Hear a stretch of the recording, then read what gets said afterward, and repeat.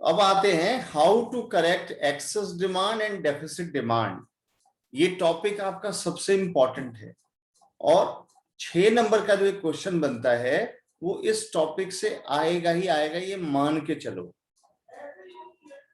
ठीक है, तो अब आता है हाउ टू करेक्ट डेफिसिट। सबसे पहले जैसे अभी का सिचुएशन है इकोनॉमी में, क्या है, डेफिसिट है, डिमांड कम है। तो इस डेफिसिट सिचुएशन को रेक्टिफाई करने का क्या तरीका है? डेफिसिट डिमांड को, डेफिसिट और एक्सेस दोनों पे आते हैं, एक एक करके डिस्कस करते हैं। तो इसको रेक्टिफाई करती है या तो सेंट्रल गवर्नमेंट या फिर करता है सेंट्रल बैंक, क्योंकि इसके दो पॉलिसीज हैं। एक पॉलिसी है हमारा फिस्कल पॉलिसी और एक है मॉनेटरी पॉलिसी। तो जो गवर्नमेंट, सेंट्रल गवर्नमेंट यूज करती है उसको कहते हैं फिस्कल पॉलिसी, मतलब बजटरी पॉलिसी। साल भर में बजट के थ्रू गवर्नमेंट कंट्रोल करता है एक्सेस एंड डेफिसिट डिमांड। और एक होता है आपका मॉनेटरी पॉलिसी जो कि आरबीआई बनाता है, जिस पॉलिसी को आरबीआई अप्लाई करता है।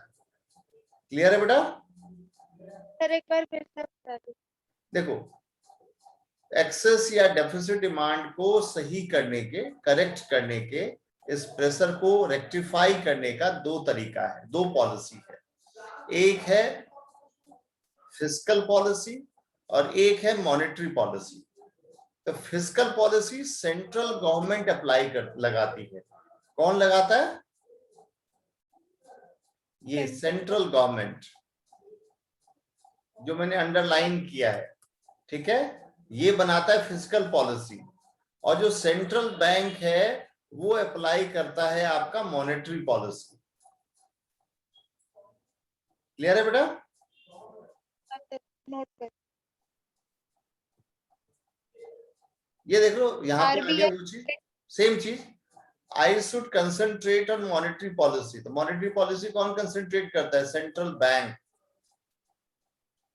और I should concentrate on fiscal policy, वो कौन करता है? Central government. बजट जब आता है 1 फरवरी को हर साल, तो बजट के पिटारे से गवर्नमेंट अपना पत्ता खोलती है कि क्या खर्चा बढ़ाना है, कौन सी नई रोड बननी है, किन लोगों से नया नया टैक्स लेना है इन खर्चों को पूरा करने के लिए। तो वो पॉलिसी है फिस्कल पॉलिसी। और जो RBI repo rate, CRR, cash reserve ratio वगैरह लागू करती है, वो है सेंट्रल गवर्नमेंट की पॉलिसी। क्लियर है बच्चे?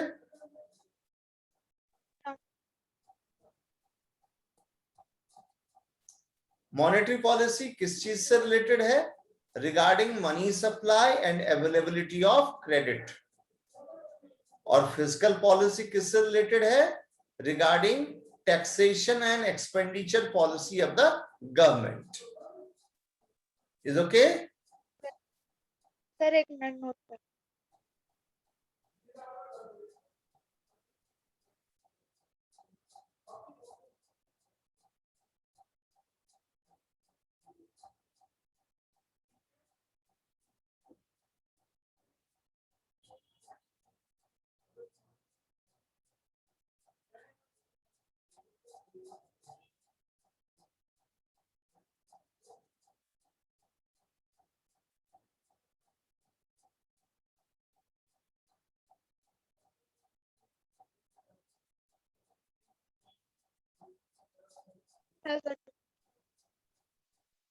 So monetary policy is adopted by Central Bank of country, means RBI in the India, and the fiscal policy is adopted by central government of the country. You have already written it, so don't need to write it. अब देखो monetary policy के अंदर में क्या क्या tools हैं। सबसे पहला टूल आता है बैंक रेट। बैंक रेट मतलब वो रेट ऑफ इंटरेस्ट जिसपे कि आरबीआई लोन देता है कमर्शियल बैंक को। फिर आता है स्टैट्यूटरी लिक्विडिटी रेशियो, वो अमाउंट जो कि हर बैंक को अपने पास मिनिमम रिजर्व के तौर पे रखना होता है, that is statutory liquidity ratio. Sir bank rate rate पे RBI commercial commercial bank bank को को लोन देता है। स्टैट्यूटरी लिक्विडिटी रेशियो, जब हम और आप कमर्शियल बैंक में पैसे जमा करते हैं तो बैंक के पास तो पैसे आ गए, लेकिन हम अगर सेविंग अकाउंट में पैसे तो कभी भी बैंक से मांग सकते हो पैसे, तो कभी भी अगर हम मांगेंगे तो बैंक के पास पैसा होना चाहिए। तो जो टोटल डिपॉजिट बैंक में जाता है उसका एक सर्टेन परसेंटेज उसको अपने पास मेंटेन करना होता है, जिससे कोई भी मांगने आए तो पैसे देने में दिक्कत ना हो। उस अमाउंट को कहते हैं स्टैट्यूटरी लिक्विडिटी रेशियो। फिर आता है ओपन मार्केट ऑपरेशन, कि गवर्नमेंट की बॉन्ड सिक्योरिटीज को हम आरबीआई सेल और परचेज करती है। अभी आगे डिस्कस करेंगे कब सेल करता है और कब परचेज करता है। उस ऑपरेशन को कहते हैं ओपन मार्केट ऑपरेशन।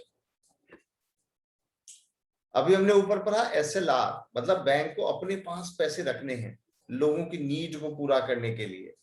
और एक होता है कैश रिजर्व रेशियो, जितना पैसा हम बैंक में जमा करते हैं उसमें से एक परसेंटेज उसे आरबीआई के पास जमा करना होता है एज ए सिक्योरिटी। उस अमाउंट को कहते हैं CRR, cash reserve ratio. Yes sister, you are asking something? नहीं सर, यही फिर आता है मार्जिन रिक्वायरमेंट। हम या आप में से कोई बैंक में लोन लेने जाता है तो बैंक पूछता है कि आप डाउन पेमेंट कितना दोगे, तो उसी डाउन पेमेंट को हम कहेंगे मार्जिन, जो कि कस्टमर को खुद से देना है। That is a margin requirement. आगे डिस्कस करेंगे कि कब इसे बढ़ाएंगे कब इसे घटाएंगे। फिर आता है मोरल सॉल्यूशन, जब बैंक देखता है कि ऊपर वाली सारी पॉलिसी डायरेक्ट थी कि भैया लोग तो मान ही नहीं रहे, खर्च किए ही जा रहे हैं या लोगों के पास पैसे ही नहीं है, तो बैंक फिर इनडायरेक्ट तरीके से, ये कहते हैं सीधी उंगली से जब घी ना निकले तो टेढ़ी उंगली से निकालती है। तो मोरल सॉल्यूशन भी वो टेढ़ी उंगली है कि कभी कभी वो इनडायरेक्ट पॉलिसी लगाती है मनी को कंट्रोल करने के लिए या मनी को फ्री छोड़ने के लिए। तो उस पॉलिसी आगे डिस्कस करेंगे इस पे। तो उस पॉलिसी को कहते हैं मोरल सॉल्यूशन। और एक होता है क्रेडिट रैशनिंग। क्रेडिट किसको देना है, सबको देना है या कुछ सेलेक्टिव लोगों को देना है।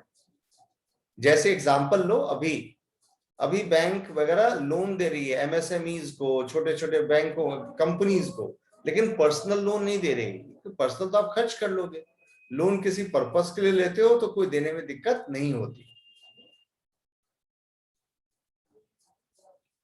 अब आता है in case of inflation, we both have to decrease the supply of money in case of inflation. Inflation के वक्त में मार्केट में पैसों की कमी होनी चाहिए, उसके लिए पॉलिसी बनाती है। और डिफ्लेशन में इसका उल्टा होता है कि सप्लाई ऑफ मनी ज्यादा होनी चाहिए। क्लियर है बेटा?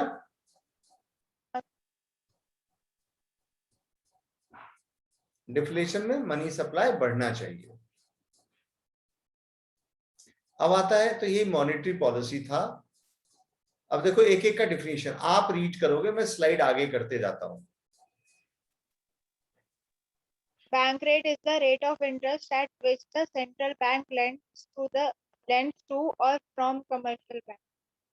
That is in the long run. अब उसमें एक और रेट आता है, repo rate. Read it. Rate at which the RBI lends short-term money to the bank against security. तो इसमें दोनों में डिफरेंस याद रखना, जो बैंक रेट है वो लॉन्ग रन वाला है और रेपो रेट शॉर्ट रन वाला है। पर बैंक रेट में आरबीआई ले भी सकते और दे भी सकते। हाँ बिल्कुल, बट लॉन्ग रन।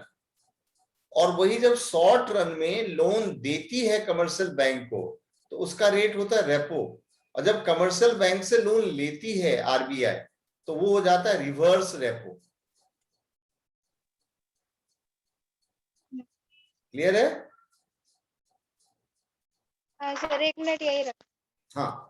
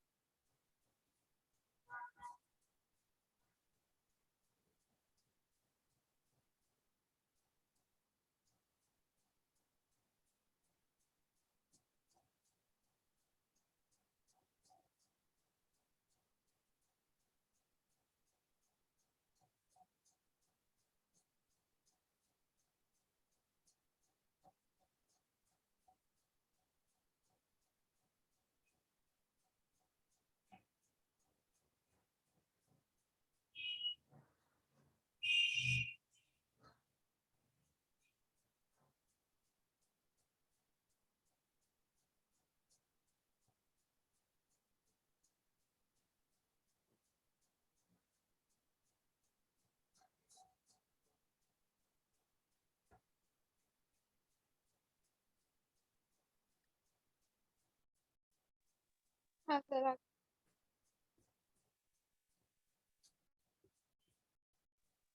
अब देखो, जब इन्फ्लेशन होगा मतलब एक्सेस डिमांड होगा, तो आरबीआई क्या करेगी? बैंक रेट बढ़ा देगी, इंक्रीज कर देगी। क्योंकि जब बैंक रेट बढ़ता है तो लोन महंगा हो जाता है। जब लोन महंगा होगा तो लोग लोन कम लेंगे। लोन कम लेंगे इसका मतलब है मार्केट में डिमांड कम हो जाएगा। जैसे एग्जांपल देखो, पहले 10% था तो बैंक ने उसे बढ़ा के 12% कर दिया। ये तब होगा जब इन्फ्लेशन होगा। इसका ठीक उल्टा, जब डिफ्लेशन होगा तो बैंक क्या करेगी? बैंक रेट घटा देगी, जिससे क्या होगा? लोग कम ज्यादा बोरो करेंगे। यस सृष्टि? वो मैं कह रही थी इसकी वजह से कमर्शियल बैंक की लेंडिंग पावर बढ़ जाएगी। हाँ, राइट। परचेज। पहले 10% था, अब सिर्फ 8% हो गया, तो लेंडिंग कैपेसिटी बढ़ गई, तो लोग लोन ज्यादा लेंगे, तो मार्केट में पैसे अब ज्यादा खर्च होंगे। क्लियर है बेटा?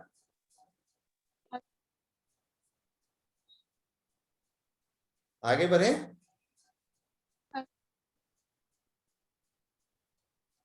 ओपन मार्केट ऑपरेशन मतलब buying and selling of government securities. तो अब इसमें देखो, जब इन्फ्लेशन होगा तो सेंट्रल बैंक अपने सिक्योरिटी सेल करेगी। क्यों सेल करेगी? जिससे क्या होगा? बैंकों की क्रेडिट कैपेसिटी रिड्यूस हो जाएगी। सिंपल देखो, मैंने कोई एक चीज बेचा तुम्हें और तुमने मुझे पैसे दिए, मैं सेंट्रल बैंक हूं, मैं वो पैसा लॉकर में बंद करके भूल जाऊंगा थोड़े दिनों के लिए। जब तुम्हारे पास पैसे ही नहीं होंगे तो तुम लोन कहां से दोगी लोगों को?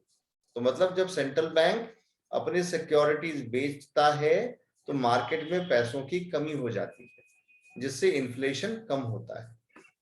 और वहीं डिफ्लेशन अगर होगा तो आरबीआई वही सिक्योरिटीज मार्केट से बाय कर लेती है। मार्केट से जब वो बाय करेगी तो नेचुरल है कि मार्केट में उस पैसे की, मनी की सप्लाई बढ़ जाएगी, तो लोग डिमांड ज्यादा करेंगे। क्लियर है? सेलिंग इन्फ्लेशन में होगा, buying deflation. Yes, that's fine.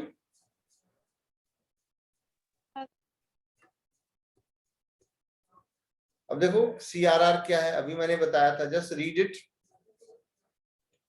Sir ये सेंट्रल बैंक खरीदता और बेचता है ना ये security. Yes yes.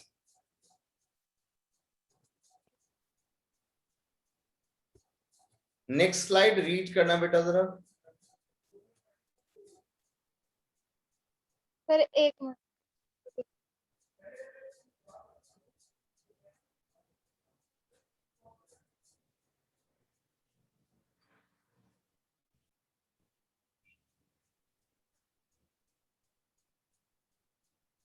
Deposits that commercial bank is required to keep with the central bank of its deposits in the form of gold or other deposits. तो मतलब जो जितना भी डिपॉजिट हम कमर्शियल बैंक के पास करते हैं, उसका एक सर्टेन परसेंटेज कमर्शियल बैंक को आरबीआई के पास जमा रखना ही पड़ता है। तो वो है सीआरआर। ठीक है? और जब एक्सेस डिमांड होगा, तो जैसे अभी इंडिया में 4.25% सीआरआर है। ठीक है, ये 2022 का 12 का इंफॉर्मेशन, अभी 4% है अब करंट में।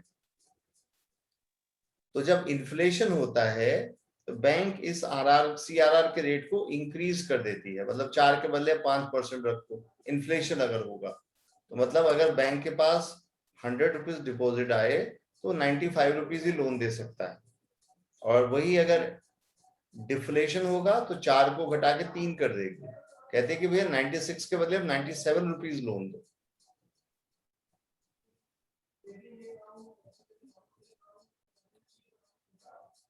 क्लियर है? हाँ।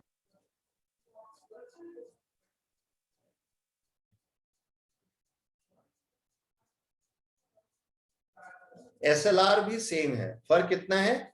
सीआरआर का पैसा बैंकों को आरबीआई के पास रखना पड़ता है, और एसएलआर का पैसा बैंकों को खुद के पास रखना पड़ता है कि कोई मांगने आ जाए तो हम कैसे दे पाएंगे उसको। क्लियर है? हाँ। ड्यूरिंग इन्फ्लेशन एसएलआर बढ़ा देते हैं जिससे लोग कम, बैंक लोन कम दे पाएगी, और वही जब डिफ्लेशन होता है तो एसएलआर घटा देती है जिससे ज्यादा लोन दे सके। क्लियर है?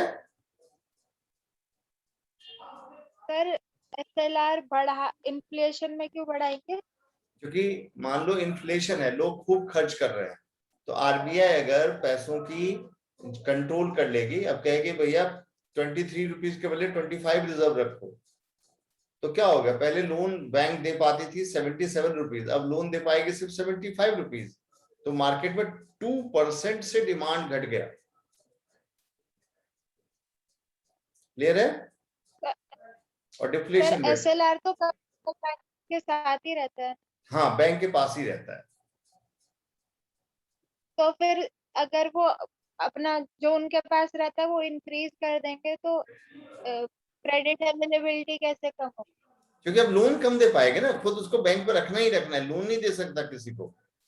तो अगर आपके पास 100 रुपीज है, उसमें से 23 रुपीज के बदले 25 रख रहे हो, तो लोन तो 75 ही दे पाओगे ना 77 के बदले।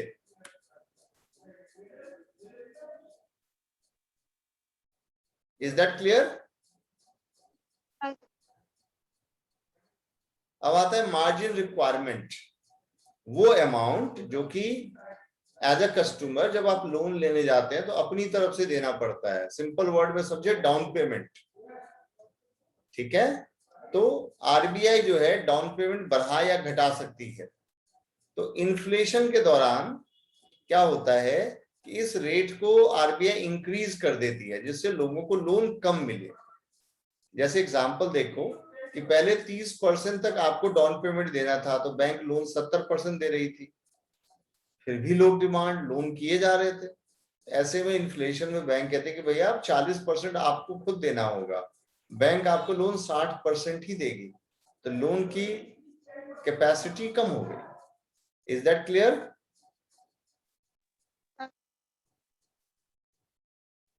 और ड्यूरिंग डिफ्लेशन ठीक इसका उल्टा चलता है, RBI reduces the margin requirement, borrowers will get more credit against their securities। तो मतलब पहले जैसे 30% था, अब कहती बैंक की 20% ही दो, 80% लोन दे रहा हूं। क्लियर है बेटा?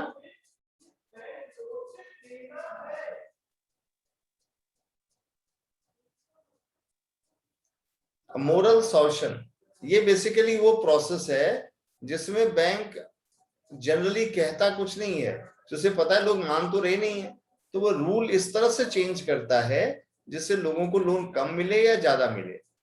तो जब इन्फ्लेशन होता है तो बैंक काफी स्ट्रिक्ट हो जाता है कि ये कागज मांगो, ये पेपर मांगो, तब जाके लोन देंगे, तो स्ट्रिक्ट हो जाता है जिससे लोन कम मिलता है।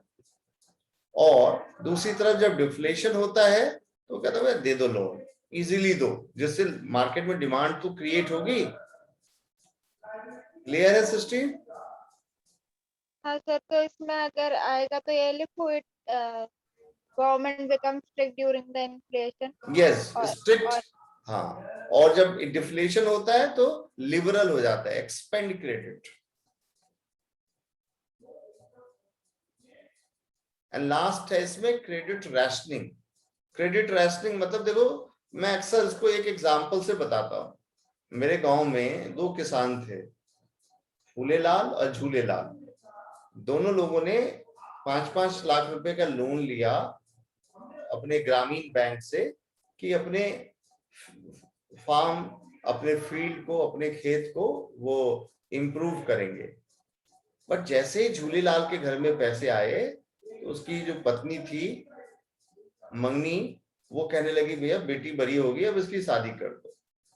तो उसने शादी में खर्च कर दिए। बट फूलेलाल जो था वो ट्रैक्टर लेके आया, खेतों में काम किया। तो 1 साल बाद पता चला कि फूलेलाल तो अपना बैंक को लोन चुका रहा है, लेकिन झूलेलाल के पास तो पहले ही पैसे खर्च हो गए, खेतों में कुछ काम हुआ नहीं, तो उसको जमीन बेचनी पड़ गई।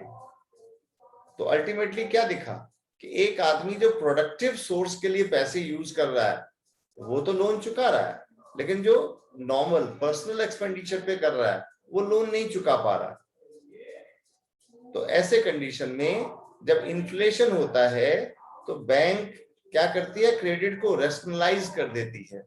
जो एक्चुअली जो प्रोडक्टिव सोर्स है, फैक्ट्री है, उन सब के लिए तो लोन देगी, लेकिन पर्सनल लोन या क्रेडिट कार्ड रेस्ट्रिक्ट कर देगी, बट डिफ्लेशन के दौरान सबको लोन देगी। Is that clear?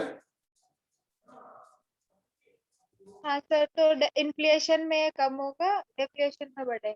यस। तो अब तक था मॉनेटरी पॉलिसी, अब आते हैं फिस्कल पॉलिसी पे, last of this chapter. Fiscal policy में बेसिकली हमारे पास दो टूल हैं, इसमें और भी दो तीन हैं, वह दो इंपॉर्टेंट है, government expenditure and taxes. Government जो एक्सपेंस करते हैं, सोच के देखो, जब लॉकडाउन आया तो सरकार ने क्या किया, बहुत सारे खर्चे बढ़ा दिए, क्योंकि अगर खर्चे नहीं बढ़ाती तो लोगों के पास पैसे नहीं होते। सरकार का खर्चा मतलब फ्री में अनाज दिया, बीपीएल वालों को 1000 रुपए अकाउंट में पैसे दिए या 500 रुपए अकाउंट में दिए, या जिन लोगों के कंपनी चलाते थे उनको लोन का मोरेटोरियम कर दिया, लोन कहा कि 6 महीने मत दो। तो इस तरीके से गवर्नमेंट ने एक तरह से फ्रीडम दिया, लोगों को छूट दिया, तो दैट इज गवर्नमेंट एक्सपेंडिचर। तो जब इन्फ्लेशन होता है तो गवर्नमेंट अपने खर्चे रोक लेती है, आगे डिस्कस करते हैं। तो ड्यूरिंग इन्फ्लेशन गवर्नमेंट अपने खर्चे रिड्यूस कर लेगी, तो लोगों की इनकम कम हो जाएगी, लोगों की इनकम कम हो जाएगी तो डिमांड कम हो जाएगा। दूसरी तरफ जब डिफ्लेशन होता है तो गवर्नमेंट खूब खर्च करती है कि भैया लोगों की इनकम तो बनी रहे, जिससे क्या होता है, मार्केट में डिमांड इंक्रीज होता है। क्लियर है बेटा? हाँ। फिर आता है टैक्सेस। मान लो आपकी इनकम 1 लाख है, गवर्नमेंट कहती है कि मुझे इसमें से 10,000 टैक्स दे दो, आप खर्च कर पाओगे 90,000। इन्फ्लेशन में गवर्नमेंट कहती है कि भैया 15% टैक्स दे दो, मतलब 90,000 के बदले 85,000 ही खर्च कर पाओगे। मतलब इन्फ्लेशन में गवर्नमेंट टैक्स बढ़ा देती है, और डिफ्लेशन जब होगा तो गवर्नमेंट टैक्सेस घटा देगी। क्लियर है? पब्लिक बोरोइंग, जब ये मत भी याद करोगे तो चलेगा, वैसे includes debts raised by the government. तो इन्फ्लेशन में गवर्नमेंट क्या करती है, अपनी बोरोइंग बढ़ा लेती है, बोरोइंग बढ़ने से उस पे जो इंटरेस्ट है लोगों को मिलता है, जिससे लोगों की मार्केट जो हमने ओपन मार्केट ऑपरेशन बढ़ा, वही पब्लिक बोरोइंग है एक तरह से। और डिफ्लेशन में क्या करती है, अपनी बोरोइंग घटा देती है, लोगों को लोन चुका देती है, लोगों के पास पैसे आते हैं, लोग खूब खर्च करते हैं। क्लियर है? सर एक बार फिर से समझा दीजिए। देखो, इन्फ्लेशन में गवर्नमेंट क्या करती है, बोरोइंग करती है, लोगों से पैसे लेती है। जब गवर्नमेंट लोन लेगी तो उसे रोड वगैरह बनाने में खर्च करेगी, उसका टाइम पीरियड लगता है, तब तक तो मार्केट में पैसे कम हो गए, मार्केट में पैसे कम हो गए तो डिमांड कम हो गया। और डिफ्लेशन में लोन चुका देती है कि लोगों के पास पैसे आए और लोग खूब खर्च करें। क्लियर?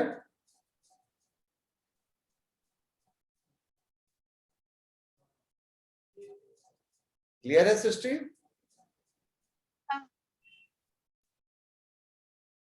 और गवर्नमेंट एक्सपेंडिचर जब गवर्नमेंट के इनकम से ज्यादा हो जाता है उसको कहते हैं डेफिसिट, और उस डेफिसिट को गवर्नमेंट लोन लेती है। इन्फ्लेशन में लोन ज्यादा लेगी और डिफ्लेशन में गवर्नमेंट लोन कम लेगी, वही चीज बार बार आ रहा है। डेफिसिट फाइनेंसिंग जब गवर्नमेंट एक्सपेंडिचर ज्यादा हो, किससे? यस, और उसको फाइनेंस करने के लिए इन्फ्लेशन में लोन ज्यादा लेगी गवर्नमेंट,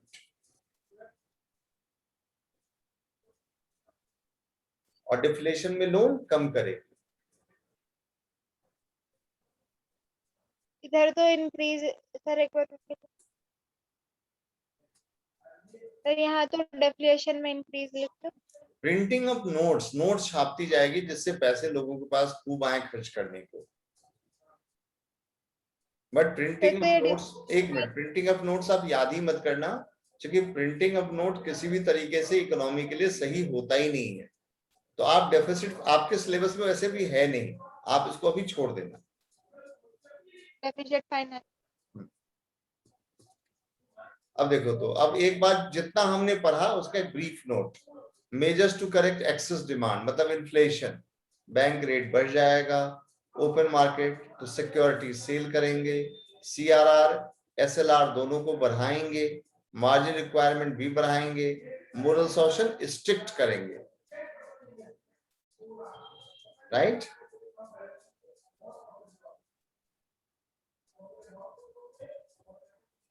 और डेफिसिट होगा तो सबका उल्टा चलेगा। Bank rate decrease, open market operation purchase, CRR reduce, SLR reduce, margin requirement decreases, moral solution liberal. Clear है बेटा?